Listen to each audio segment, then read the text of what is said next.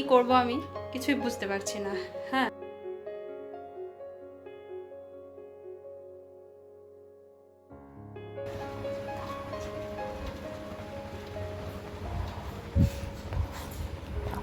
আসো খেয়ে নাও, খেতে হবে তো,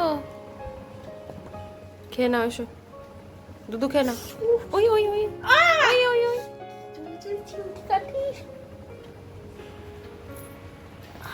এই এই এই এই নাকে কামড়ে দিয়েছি দেখ। নমস্কার, আমি মৌসুমি। কেমন আছেন আপনারা সবাই? আশা করি সবাই খুব ভালো আছেন এবং সুস্থ আছেন। যে যেখান থেকে আমার ভিডিওটা দেখছেন, বড়োদেরকে প্রণাম আর ছোটোদেরকে অনেক ভালোবাসা জানিয়ে আমি আমার আজকের ভিডিও শুরু করছি। এখন সময় সকাল 8:30 মতো। আমার সোনা বাবাকে কোনো রকমে একটু খাবার খাইয়েছি। একদমই খাওয়া দাওয়া করতে চাইছে না, তো কোনো রকমে একটু খাইয়েছি। আর এরপর ওর ড্রেসটা চেঞ্জ করিয়ে দিচ্ছি। আর এই বইটা আমার সোনা বাবার এতই পছন্দ, সকালবেলা ঘুম থেকে উঠেই আগে বই বই করে। তো এইটা নিয়ে ও একটু দেখাশুনো করছে, আমি ওর জামাটা চেঞ্জ করিয়ে দিচ্ছি। আর এরপর একটু কাশির ওষুধ খাওয়াবো, জানেন একটু কাশিও হয়েছে। সকালবেলায় খালি পেটে একটু তুলসী পাতার মধু দিয়েছিলাম। আর এখন এই কফ সিরাপটা খাওয়াবো। এটা অ্যামরোডিল এলেক্স। এই সিরাপটা ওকে ছোটো থেকেই খাওয়াই। ছোটোবেলায় ড্রপ খাওয়াতাম, এখন এই সিরাপটা খাওয়াই। তো দেখুন ওষুধটাও কিছুতেই খেতে চাইছে না, এখন আবার এই দুষ্টুমিটা করছে। এতদিন এই দুষ্টুমিটা করতো না। জ্বরের ওষুধ বলুন, মানে যে ওষুধ যখন যা দরকার হয়েছে খাইয়ে দিয়েছি, কিন্তু যত বড় হচ্ছে দুষ্টুমি আস্তে আস্তে বাড়ছে। ওষুধ ওকে আমি কিছুতেই খাওয়াতে পারছি না। তো যাই হোক, ওষুধটা খাইয়ে এরপর আবার একটু ওপরে নিয়ে এসেছি। তো প্রত্যেক দিন সকালবেলায় আমার সোনা বাবাকে একটু ছাদে নিয়ে আসতেই হবে। আসলে আমাদের তো আশেপাশে সেরকম কোনো জায়গা নেই বা ফাঁকা মাঠ নেই যে ওকে নিয়ে একটু ঘোরাঘুরি করব। তো সেরকম কোনো অবস্থা নেই, তাই আমাদেরকে ছাদে ঘোরাঘুরি করতে হয়। সকালবেলায় একটু, বিকেলবেলায় একটু ছাদে নিয়ে আসি। তবে বিকেলবেলায় প্রত্যেক দিন হয় না, আসলে বিকেলে তো ঘুমিয়ে থাকে, তাই প্রতিদিন হয় না। যেদিন ঘুম থেকে উঠে পড়ে সেদিন নিয়ে আসি। আর এই সকাল টাইমটা প্রত্যেক দিনই একটু করে নিয়ে আসি, হয় আমি নিয়ে আসি, না হয় ওর বাবা নিয়ে আসে। তো আজকে ওর বাবা কাজ করছিল, তাই আমি নিয়ে এলাম ছাদে। একটুখানা ঘোরাঘুরি করবে, একটু ছুটোছুটি করবে, তারপর আবার নিচে নিয়ে যাব। তো এগুলোর তো একটু দরকার আছে, তাই না? একটু ছোটাছুটি করা, খেলা করা, এগুলোর একটু দরকার আছে। সব সময় তো নিচে বারান্দায় সেটা হয় না, জায়গা ছোট। তো একটু খোলা জায়গায় ওদের অবশ্যই ঘোরানো দরকার, কিন্তু আমাদের তো বাইরে নিয়ে যাওয়া হয় না, বাইরে সেরকম জায়গাও নাই, যেতে গেলে অনেক দূরে যেতে হবে। তো তাই একটুখানা ছাদেই নিয়ে আসি। তো এরপর ওকে নিয়ে চলে এসেছি নিচে, আর ও আছে ঘরে ওর দিভাইয়ের কাছে। আমি এবারে আমার একটু কাজ কাম সেরে নিচ্ছি, ঝাড়ু দিয়ে নেব, তারপর একটু মোছামুছি করে নেব। আজকে আর বেশি সময় নেব না, একটু তাড়াতাড়ির মধ্যেই কাজকামগুলো শেষ করব, কারণ আজকে থেকে আবার মেয়ের পরীক্ষা শুরু হচ্ছে। ওকে একটু জলখাবার বানিয়ে দেব। তো দেখুন নিচে চলে এসেছি, আর মেয়ে বললো একটু চিড়ের পোলাও করে দিতে, তাই আবার একটু চিড়েটা ধুয়ে নিয়ে একটু পোলাও করে দেব। আর এই চিড়ের পোলাওটা না বেশ তাড়াতাড়ি হয়ে যায়, আর এটা আমার মেয়ে খেতেও বেশ ভালোবাসে। 11টা থেকে পরীক্ষা শুরু হবে, আর ওকে যেতে হবে 10:30টার মধ্যে, মানে 10:30টার মধ্যে বেরিয়ে যেতে হবে আর কি। তো দেখুন মেয়ে রেডি হয়ে গেছে, খাওয়া দাওয়াও হয়ে গেছে। এবার কামার ঘরে কামার সঙ্গে একটু দেখা করতে গেছে, আর এরপর ওর বাবা ওকে দিয়ে আসবে স্কুলে। তো আজকে আবার সকালবেলা একটু বৃষ্টিও হয়েছে, তাই উঠানটা ভিজে হয়ে আছে। তো এখন আর বৃষ্টি পড়ছে না, তবে আজকে সারা দিনই দেখছি মেঘ মেঘ করছে, মানে সকাল থেকেই মেঘ মেঘ করছে, জানি না আবার বৃষ্টি আসবে নাকি। আর ওদের একসঙ্গে দুটো করে পরীক্ষা হয়।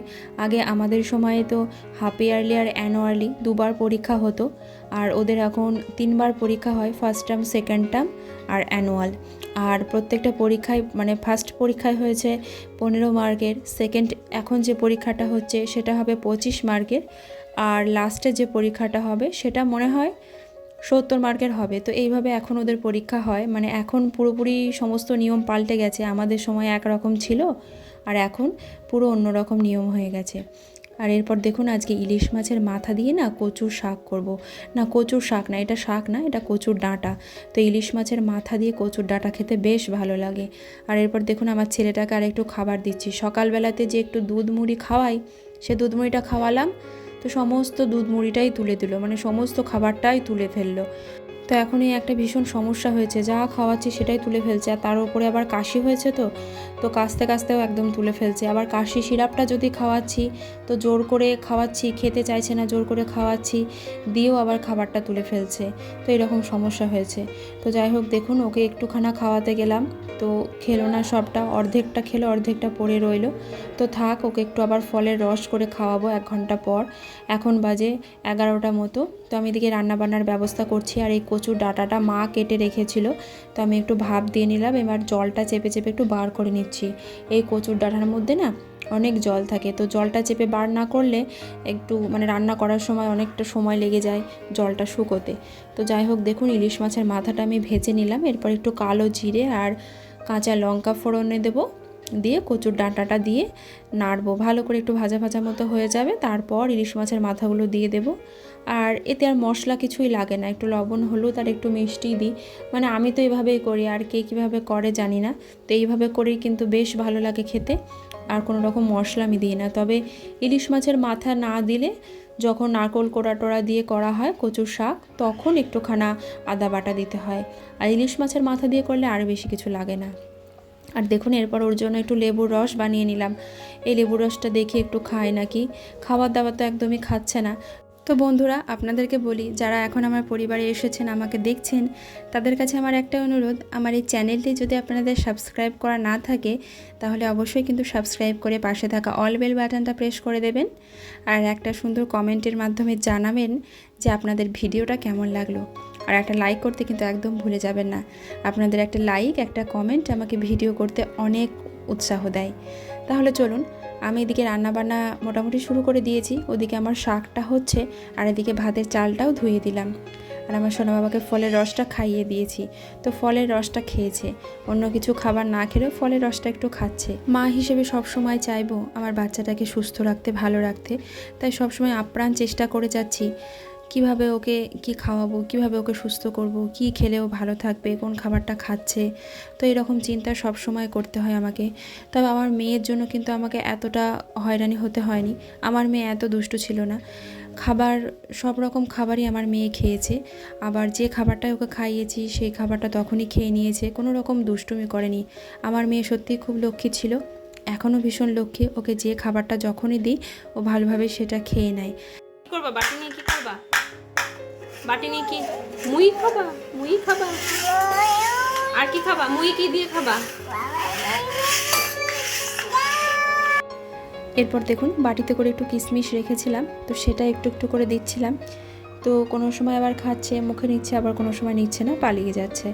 আর সারাদিনে কত কাজ যে করে আমার ছেলেটা, কত কাজে যে ব্যস্ত। দেখুন ঝাড়ুটা কোথায় ছিল সেখান থেকে টেনে বার করেছে। দেখবি দেখবি দুষ্টুমি, হাসি হচ্ছে, আবার আবার হাসি হচ্ছে। না আর দেবো না, আর দেবো না, তুমি ফেলে দিয়েছো, আর দেবো না।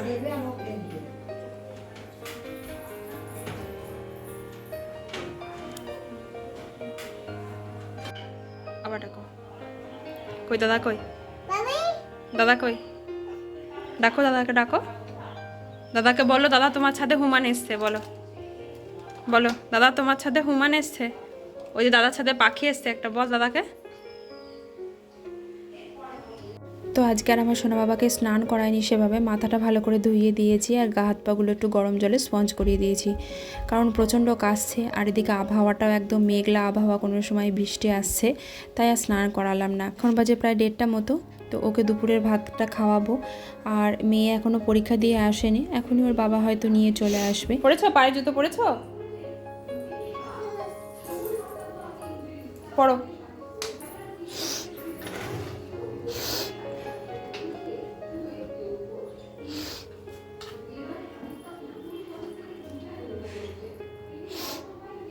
আর জুতো নেই, আর জুতো নেই, ওই তো পড়ো, ওগুলোই পড়ো।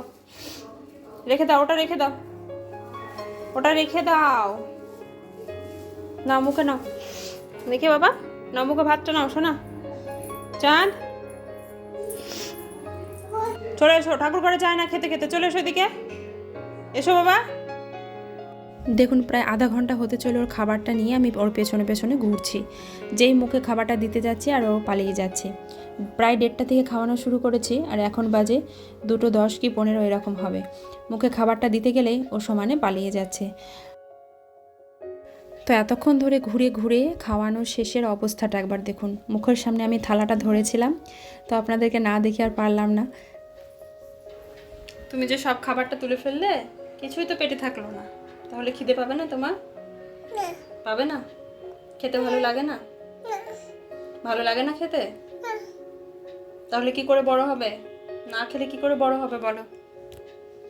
যেটুকু খেলে সেটুকু তুলে ফেললো, তার ডবল তুলে ফেলেছে, মানে যা খেয়েছে আগেকার যা পেটে ছিল সেটুকু সব উঠে গেল। কি করব আমি কিছুই বুঝতে পারছি না। হ্যাঁ, যা খাচ্ছে, যখনই খাওয়াচ্ছে, মানে খাওয়াচ্ছি সব কিছু খাবার তুলে ফেলছে। কি করব আমি কিছুই বুঝতে পারছি না। ডক্টরের কাছে নিয়ে যাব, এর আগেও এরকম হয়েছিল, ডক্টরের কাছে নিয়ে গেলাম, ডক্টর বললো যে ঠিক খাবে, কোনো অসুবিধে নেই, আস্তে আস্তে ঠিক খাবে। তো এরকমভাবে এবারও সেই রকমই করছে।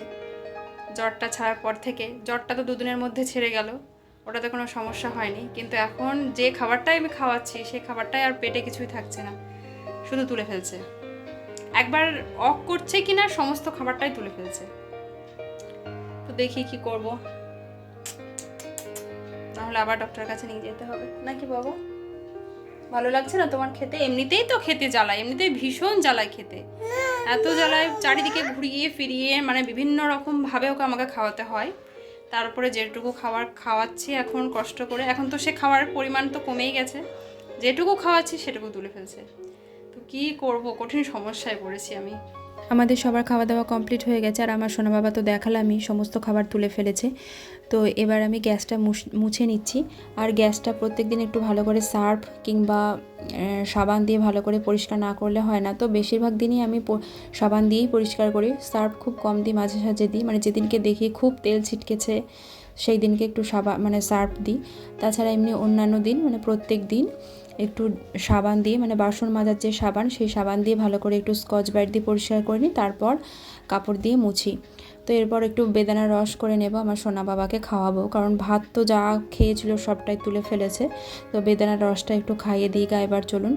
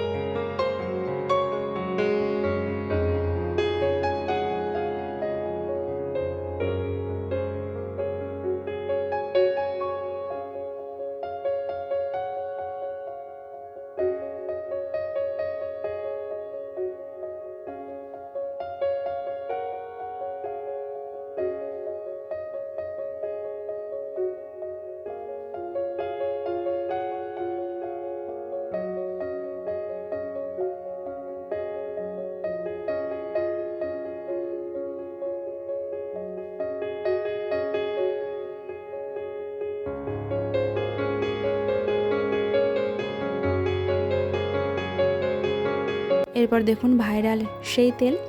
তো এখন তো এই তেলটা ভীষণ পপুলার, ভীষণ ভাইরাল, সমস্ত বড় বড় ইউটিউবাররা যাচ্ছেন আর ভিডিও বানাচ্ছেন এই তেলটাকে নিয়ে। তো সেই আদিবাসী হেয়ার অয়েল। তো সেদিনকে একটা ভিডিও দেখছিলাম, ভিডিও দেখতে দেখতে হঠাৎ করেই অর্ডার দেওয়া, তবে আমি অর্ডার দিইনি, আমার হাজব্যান্ড। আর ওই ভিডিওটা দেখছিল, দেখতে দেখতে হঠাৎ করে বলছে অর্ডার দেবো, নেবে তেল?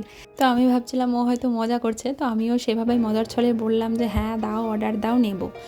তো সত্যি করে অর্ডার যে দিয়ে দিয়েছে। আর এই দেখুন বাড়িতে চলেও এসেছে তেলটা। তো একটা প্যাকেটের মধ্যে 2টো তেল ছিল, আর দুটোর দাম নিয়েছে 499 টাকা। তো সত্যি কথা বলতে কি, এত দামি তেল আমি কখনো মাথায় দিইনি এর আগে। তো আমার বেশি দামি জিনিস একদমই পছন্দ হয় না, বেশি দামি জিনিস আমি একদমই ব্যবহার করি না, এবং করতে মায়া লাগে ভীষণ। কিন্তু ও হট করে অর্ডার দিয়ে দিয়েছে, আর আমার হেয়ার ফলও প্রচুর হচ্ছে, তাই ভাবলাম দিয়েই দেখি মাথায়। তো এটা পরপর 5 দিন প্রথমে দিতে হবে, তারপর সপ্তাহে 2 দিন করে দিতে হবে, আর এটা স্ক্যাল্পে লাগাতে হবে। এটাই নাকি হেয়ার ফল বন্ধ হবে, নতুন চুল গজাবে এবং চুল বড় হবে। তো দেখা যাক এই তেলটা দিয়ে আমি উপকার পাই নাকি, তাহলে আপনাদেরকে অবশ্যই ভিডিওর মাধ্যমে জানাবো 3 মাস পর। তাহলে চলুন আজকের মতো ভিডিওটা এখানেই শেষ করছি। সবাই ভালো থাকবেন, সুস্থ থাকবেন, দেখা হবে আগামীকাল আবারও একটা নতুন ভিডিওতে।